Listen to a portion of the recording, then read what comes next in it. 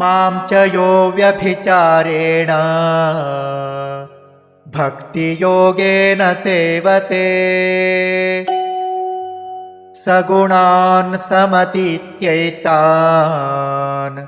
ब्रह्मभूयाय कल्पते। मां च यः अव्यभिचारेण भक्तियोगेन सेवते सः गुणान् समतीत्य एतान् ब्रह्मभूयाय कल्पते।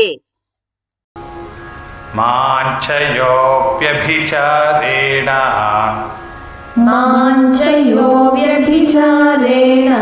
भक्तियोगेन सेवते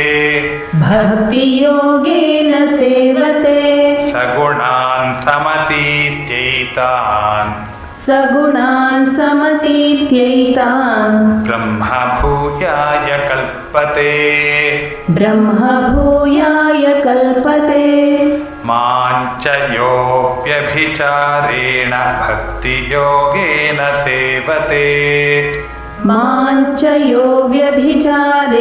भक्तियोगेन सेवते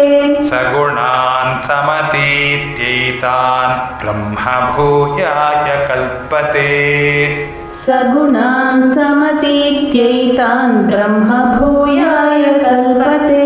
मां च यो व्यभिचारेण भक्तियोगेन सेवते सगुणान् समतीत्यैतान् ब्रह्मभूयाय कल्पते।